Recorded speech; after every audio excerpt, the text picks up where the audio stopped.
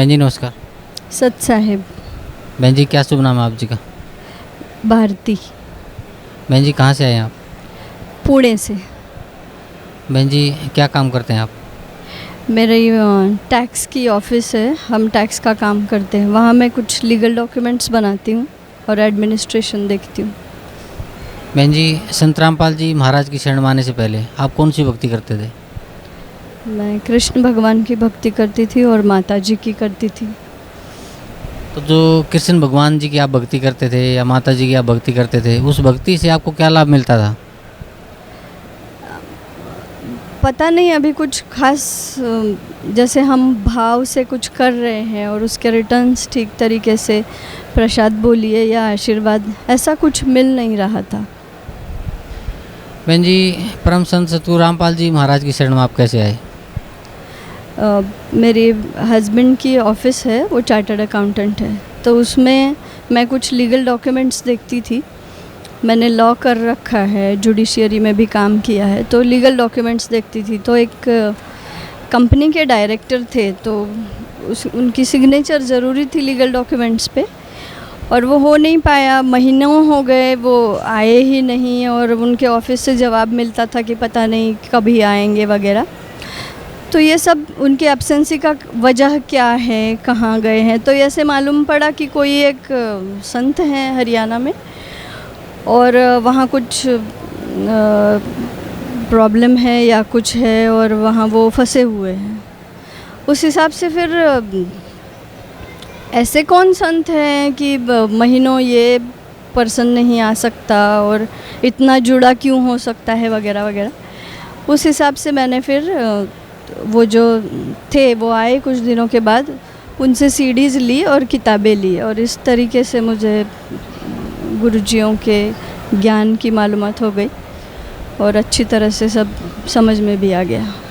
एक बात अच्छी तरह से, बहुत अच्छी तरह से समझ में आ गई कि अगर हम हिंदुओं के बारे में ही बात करें तो जैसे गीता जी है, या फिर अपने पुराण हैं, या कुल में या ख़ानदान में जो कहा जाता है ना, हमारे यहाँ ये उपासना चलती है, वो उपासना चलती है, वो सारा करते हुए भी हम ठीक तरीके से नहीं कर रहे हैं। और इन सारे देवताओं की, कोई भी देवता हो, आपके कुल में किसी भी देवता की उपासना चल रही हो, उनसे लाभ प्राप्ति के लिए जो चले आ रहे हैं रीति रिवाज, वो सही तरीका उनकी उपासना का नहीं है।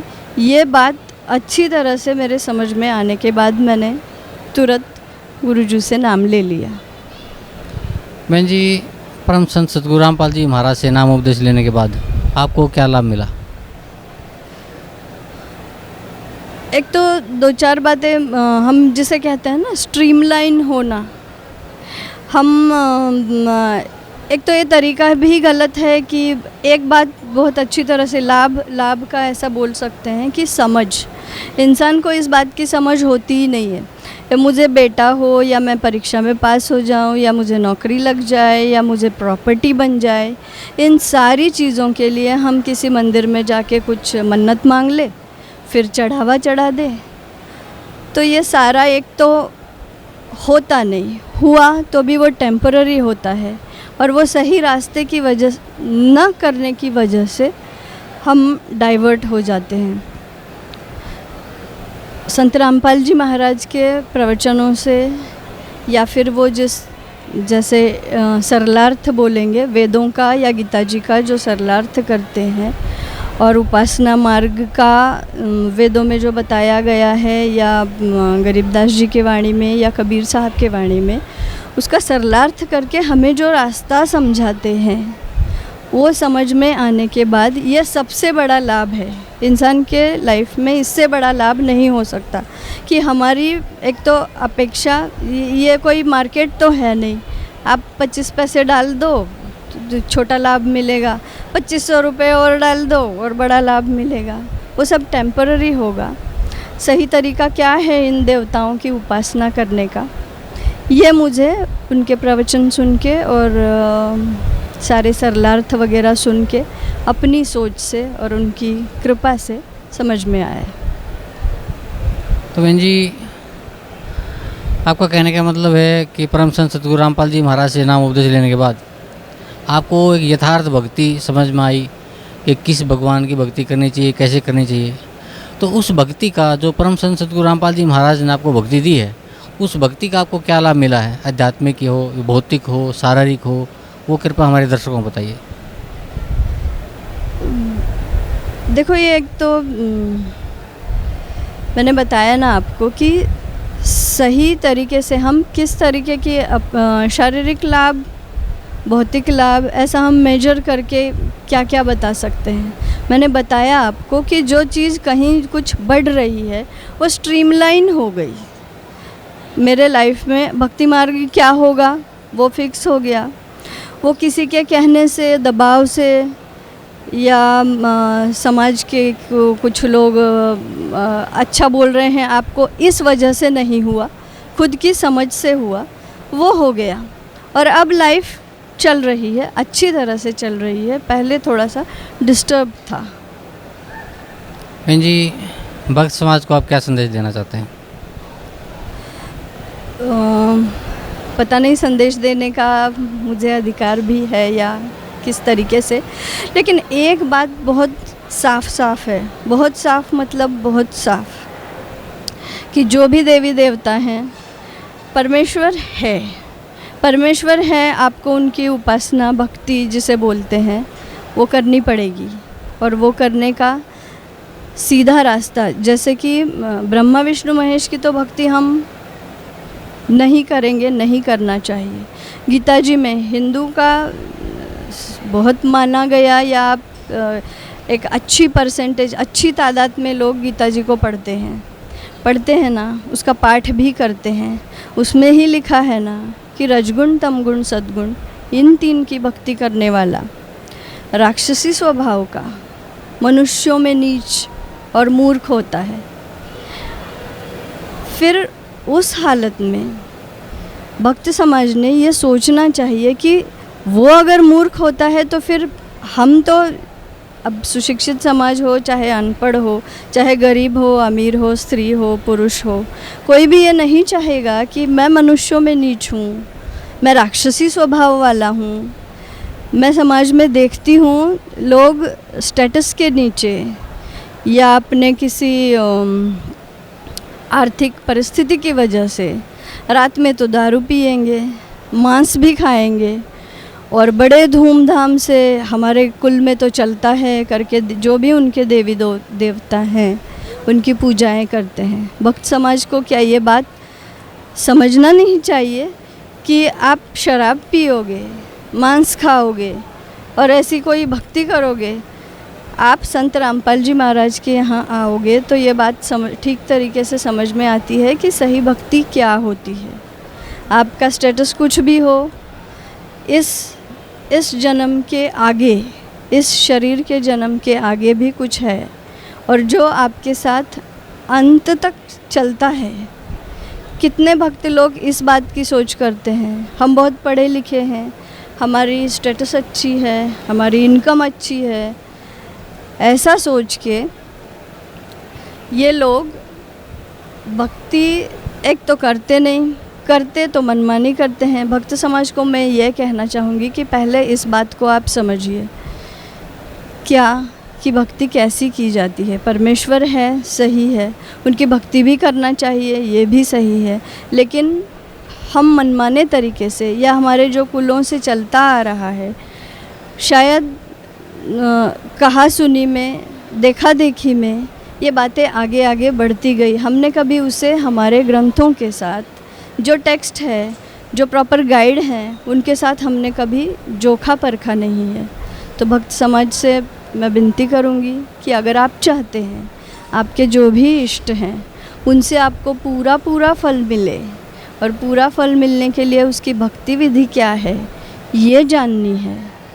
हमारे वेदों में, गीता जी में, या जिस भी टेक्स्ट पे आप पूरा भरोसा करते हो वो सही है क्या, वो समझने के लिए उसका अर्थ क्या है, उसमें सही सही क्या लिखा है, उसका सही सरलार्थ क्या है, ये समझने के लिए आपको संत रामपाल जी महाराज की शरण में आना होगा। वो जो बता रहे हैं उस पर गौर करना होगा, समझना होगा।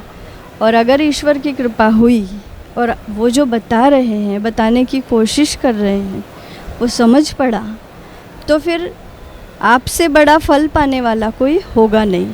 लेकिन आओगे नहीं, समझोगे नहीं, हमारा कुल, वहाँ की मर्यादा, बड़ों ने जो कहा वो झूठ कहा क्या, या हम पढ़े लिखे हैं, या हमारी फैमिली स्टेटस क्या है, या फिर समाज में हमारा क्या होगा, इन सारी बातों को ध्यान में लेके सत्य से मुंह मोड़ोगे तो आज नहीं तो कल उसका परिणाम बहुत गलत आएगा।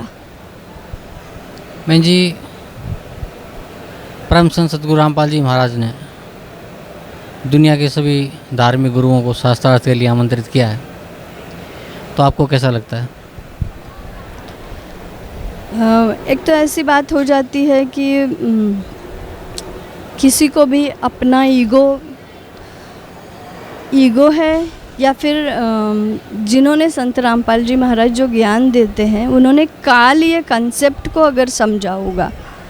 हम बोलेंगे कि एक बहुत बड़ा ऑब्स्ट्रक्शन है, आपकी मानसिक शारीरिक स्थिति अच्छी होने में एक बहुत बड़ा ऑब्स्ट्रक्शन आपके सामने ला रखा है। ये ऑब्स्ट्रक्शन को पार करने के लिए मुझे मेरा ईगो छोड़ना पड़ेगा, समझना पड़ेगा। ये बातें ध्यान में न आने की वजह से हमारे गुरुजी ने जो सबको बुलाया है चर्चा के लिए, ये तो बहुत अच्छी बात है, लेकिन उन्हें ये बात समझनी होगी कि चलो सामने वाला जो कह रहा है वो क्या कह रहा है उस पर गौर करें, और हमारे पास अगर जवाब है तो आगे आके दे। इसलिए बहुत अच्छा लगता है कि उन्होंने जो एक तरीके से जिसे बोलेंगे कि चुनौती दी है कि मैंने जो सरलार्थ किया है, मैंने जो मतलब निकाला है वो सही है, ये मतलब निकाला गया नहीं है, इट्स द मीनिंग। और ये बात समझने के लिए उन्होंने बहुत धर्मों के लोगों को आमंत्रित किया है कि मैं जो कह रहा हूँ इससे परे अगर कुछ है, आपका कहना उससे परे है, क्योंकि बिहेवियर में या आप जो उपासना मार्ग चला रहे हो उसमें मैं जो बोल रहा हूँ उस तरीके से तो आप नहीं कर रहे हो। आपके धर्म ग्रंथों का या अपने धर्म ग्रंथों का, कोई भी हो, किसी भी धर्म ग्रंथ का एक्चुअल मीनिंग ये रहा और इस तरीके से हमने चलना है, और उस तरीके से तो आप सब लोग नहीं चल रहे हो, सीधी सी बात है। अब उन्होंने शास्त्रार्थ के लिए या चर्चा के लिए या आमंत्रित किया है, तो फिर ये उनका बड़प्पन नहीं होगा क्या कि या तो आके सिद्ध कर ले कि उनकी जो राह है वो सही है और हमारे गुरुजी जो बता रहे हैं वो ठीक नहीं है, सही नहीं है। उस हिसाब से ये एक बहुत अच्छी ही पहल है। सिर्फ सामने वाला कितना निर्भय और अपने ज्ञान के प्रति आशंकित नहीं है तो वो ज़रूर आएंगे। नहीं आए तो इसका मतलब हम निकाल सकते हैं कि शायद वे अपने ज्ञान के प्रति आशंकित हो। बहन जी, what is the main purpose of human life? Main purpose of human life, it depends on the person who has understood the purpose for them it is. Some people we see, they are keeping wrong purposes. Rightly, what should they do in their life? They should seek the ultimate freedom. So we can say कि ultimate freedom is the main purpose of human life, freedom of Atma. How it is possible to every man fulfill his purpose? Okay, to fulfill the purpose, to come to Barwala, listen whatever my Malik is telling, follow that, and then fulfill the purpose of your life. Anything you want to say about the true worship of Sant Rampal Ji Maharaj?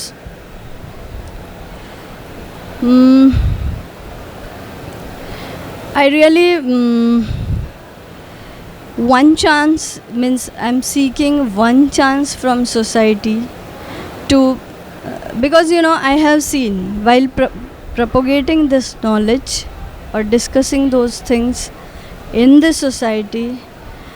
So I am telling ki they are not at all ready to listen. So I will request everybody, listen whatever he is telling. Once you understood, then nothing remains. Unless you listen, you will not understand anything. And the problem is nobody listens. But now time has come. There are innumerable people. Because this question mark is always there. Because you pray to the God in different ways. You are not bad in behavior. You are Hindi में जिसे बोलते हैं ना, बहुत सुचारू तरीके से रहते हैं.